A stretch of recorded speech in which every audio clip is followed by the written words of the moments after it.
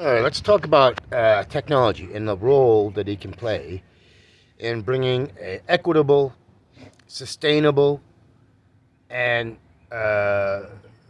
stable uh, world.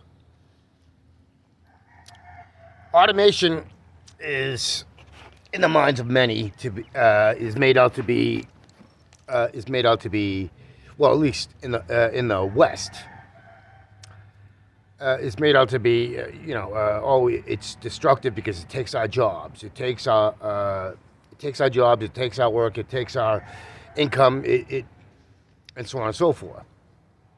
And it can be used uh, for horrific ends, to kill people better, more efficiently, to destroy the natural world more efficiently, and basically all the nightmare dystopian futures.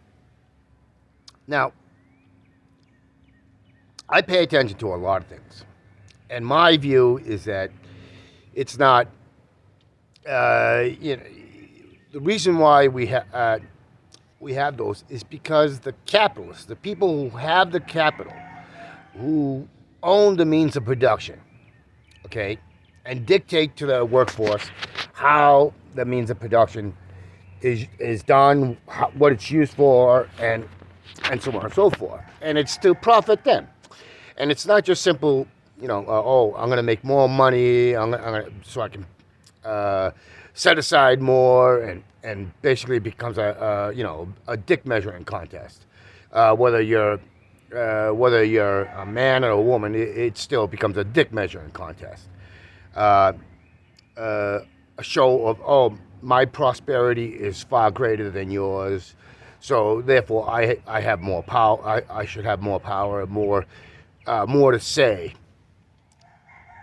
And the thing is, as I said, I don't see it that way. And the problems that arise and all the nightmarish scenarios arises from the capitalists, the people that have the capital. The more capital you have, the more power you have. The more you can grab up the structural aspects and control more. So I see a much different, a vastly different outcome. We already know that the technology is at a level. Well, maybe not all, everybody knows, but there are enough people who are forward thinking, who have who don't have this. We have to ramp up fear mongering. We have to use that to divide and conquer and manipulate and so on and so forth. These are the people who can see things with a clarity and objectivity that the ones that we should be listening to, the ones that we should be trying to emulate. And the thing is that the level of technology is here that we can automate a great deal of things, including how we grow, how we harvest, to transportation, to building houses, to manufacturing, to education, access to education. Not and I'm talking about assured access. I'm talking about also connecting people. You have an idea, or you want to learn something, so you can do it because it's your passion, your dream, right? So the interconnectivity will allow you to connect with the people who have already experienced it, and it'll be made easy. That's what technology, including AI, uh, uh, can be used for. And so my view is that you shouldn't fear automation. The only reason you fear automation is because it's taking away your jobs. It's taking away your ability to bring in an income, right? To be able to feed yourself, house yourself, go on trips, or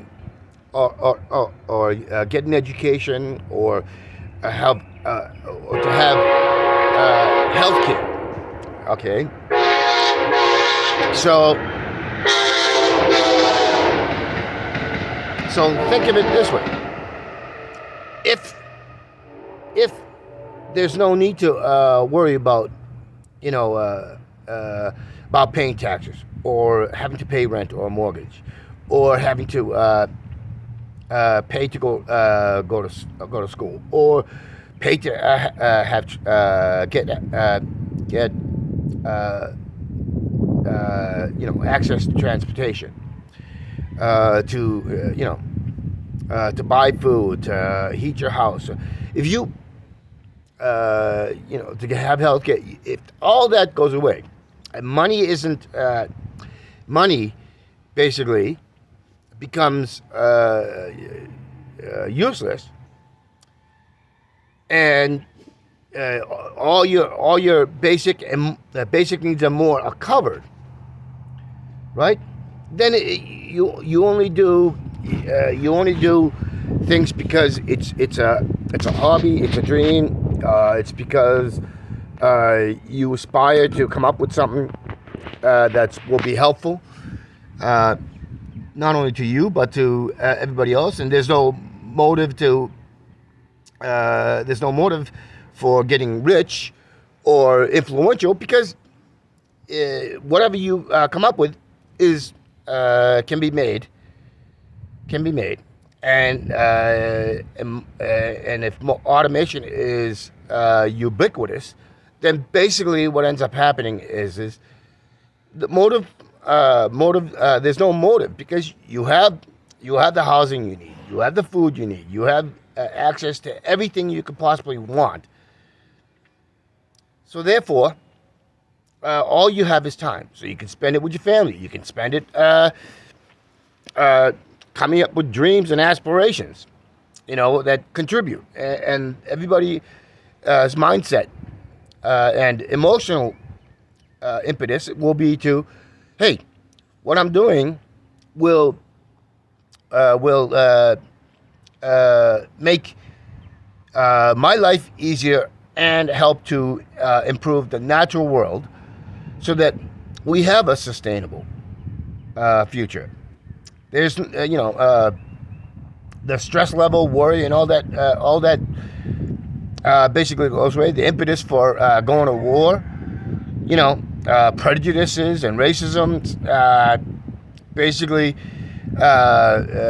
gets less and less, to the point where it just basically disappears, because collectively around the world we're all working to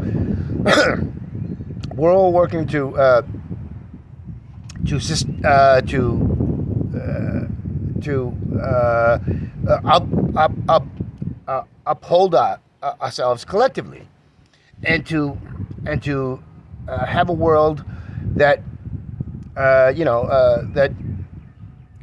we know will be able to sustain us outside of possibly like a gigantic meteor coming down, or nuclear annihilation, or environmental breakdown. Stuff that we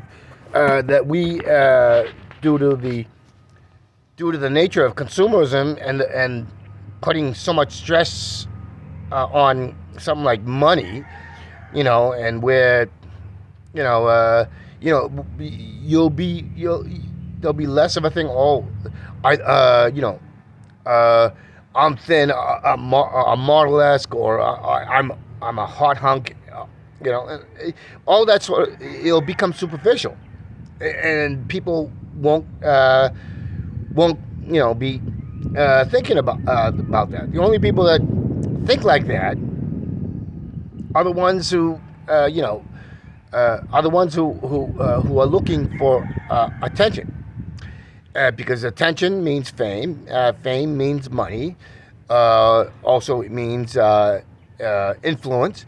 It means being able to, that will slowly, probably quickly, go away. And so we won't be stuck in superficial thoughts. You're not gonna worry about housing, because in a system like that, like if you're single, you'll get a certain size living accommodation. That takes into account the things that you might accumulate, right? Recycling the stuff will become, not this illusion that takes place in the West, where you have recycling bins and all this other stuff, but you're not actually, no, but you're not actually recycling. They're still burning the stuff, or they're just taking stuff that's redeemable, that have a redemption value, like where I live in Valley Township. Now it's to the point where it's like everything is just going to the dumps and everything else. You'll be able to automate. You won't have to have recycling bins. All that other stuff. There's a lot to say about the system I'm talking about. And not only that, but there's it creates a social. It creates greater social bonds and awareness. There's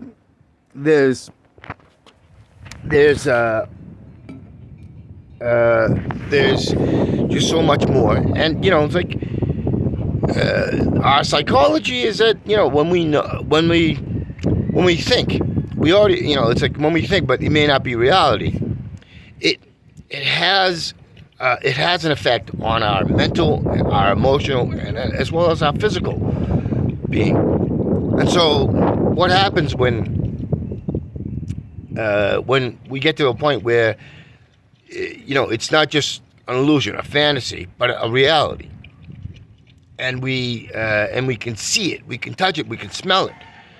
When we go out, when we look out into the natural world, and the beauty and the inspiration that we can get in the natural world, and a lot of science stems from observation of the natural world. And so we essentially will have a natural world that promotes our whole well-being, and that's a world that we should all want. The whole thing about money and how that how that creates this idea of an economy, and so on and so forth, and how it's a constant thing of where I have it's a constant competition, and that's what creates this idea of I need an empire so I can control more, have more say in it, and it doesn't matter. Doesn't matter how bad it is. I need more control, because this is the only way to secure my or our self-interest. And that sort of stuff will disappear in the system I'm talking about, because you don't need to have a mansion that or a palace, where you and a small number of your family members or relatives, have 8, 7,000, 10,000, 20,000 square feet. It's like That's just ridiculous. And you need a staff of dozens. It's like, or I need 100 acres or 1,000 acres, so that I can be separated from the riffraff. The ones that I want to rule, I want to control. That sort of ridiculousness we can get rid of. We won't look at these palaces and these mansions, and we're not going to be like, oh no, in awe, and say, oh, I want to be like that. I want to. It's like we can communally share it. That's just simply evil. And the more and more you're privileged to have that, and when I'm saying privilege, I'm talking about exorbitant privilege, to have that. When you can call the so-called police and say, oh, these people are offensive to me, so I know, and they do it because the system is geared to around that. They have more money, they have more, they therefore have more power, more control, more say. And you have a media, including the entertainment media, which panders to it. Even when they're trying to do a movie or an entertainment piece that talks about about dystopian futures and so on and so forth.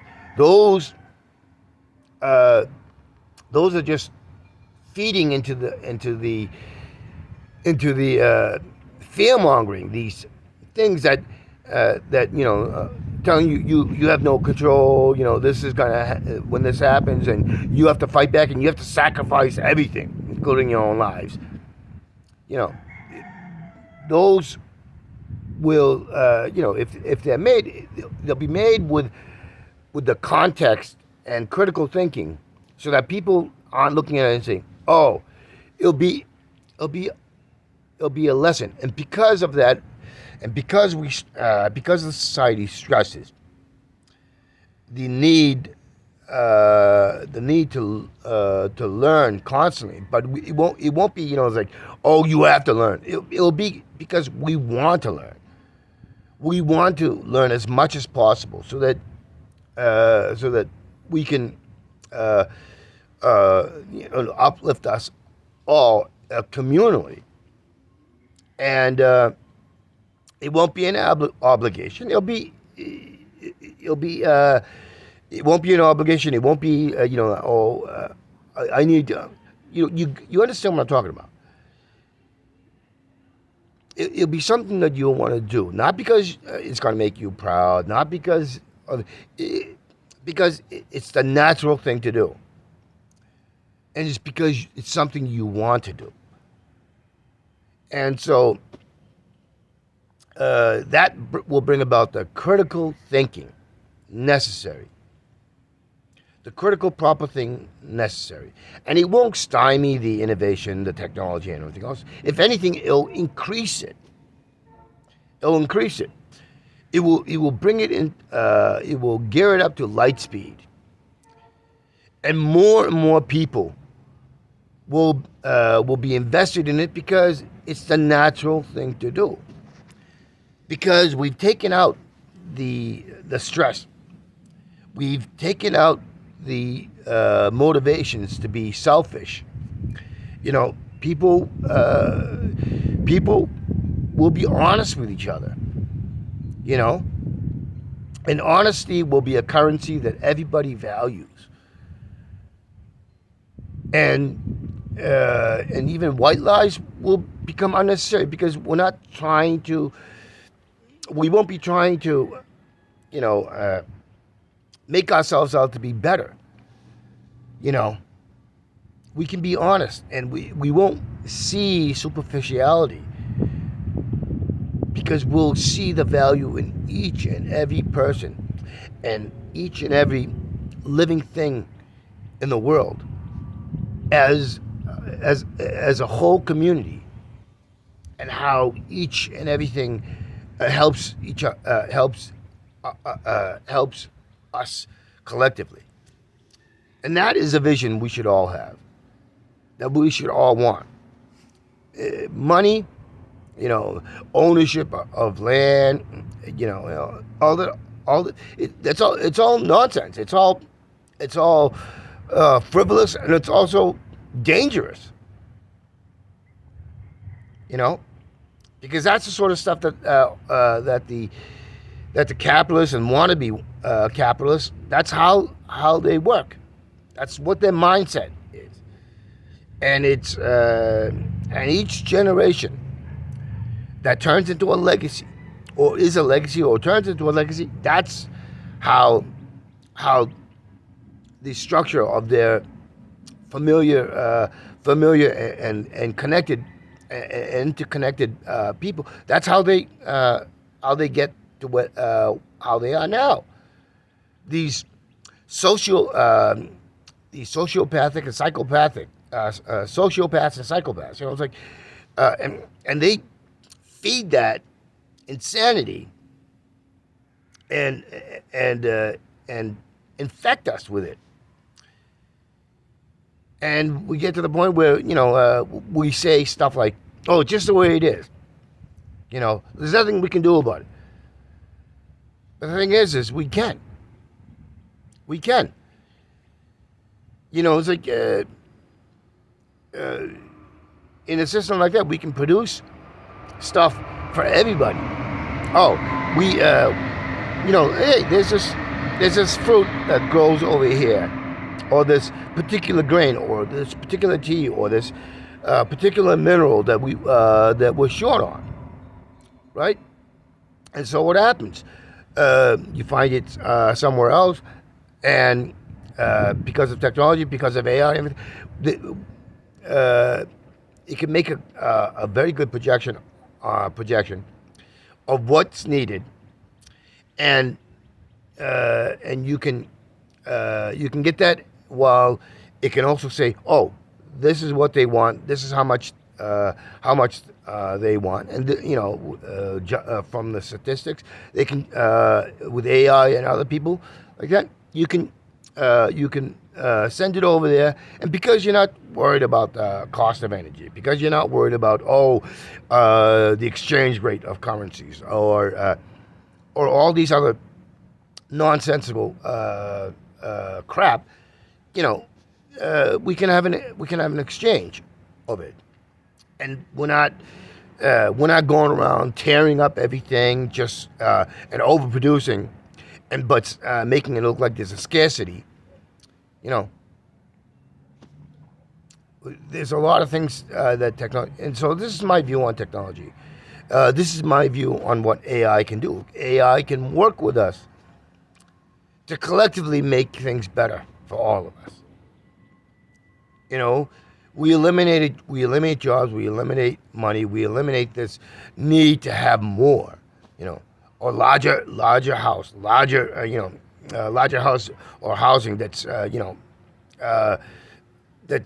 unnecessary for the amount of people. I'm not talking about we need to have closet-sized places. I'm talking about reasonable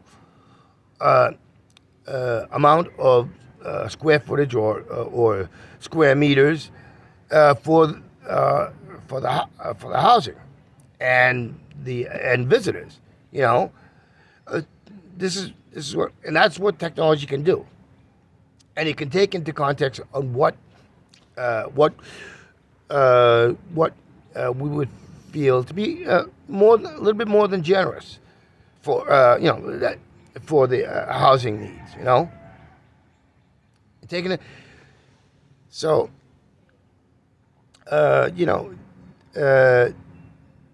that's a future, as I said, we should all aspire to, that we should all want.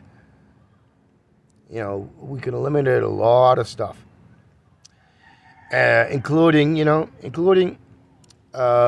personal relationships. We won't be bogged down about, oh, they're gay, or what, all these other superficial nonsense. through all of it, we'll have greater interpersonal relations, and we won't be, uh, you won't have this machismo crap of, oh, the woman, there's a girl or woman that sleeps around, so she's a slut. You know, uh, sex will be just sex, and we won't care about it's two women or two men, or somebody who got a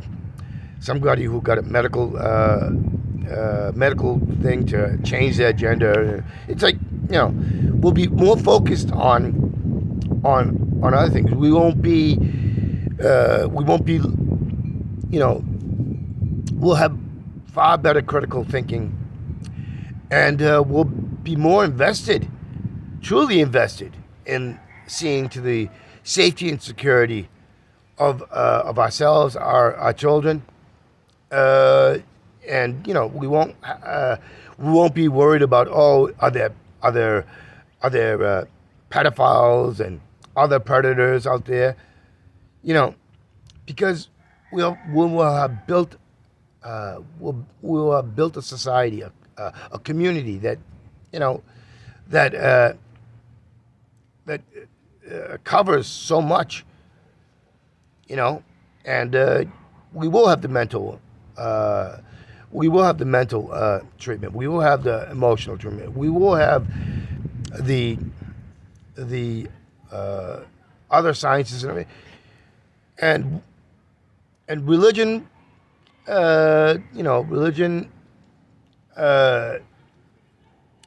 which is more really just religion is philosophy.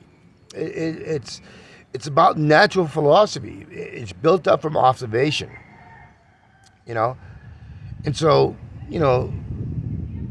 we won't be so easily misled. We won't be looking for straw man arguments or strong man arguments, or all this. So think about it. Bentley.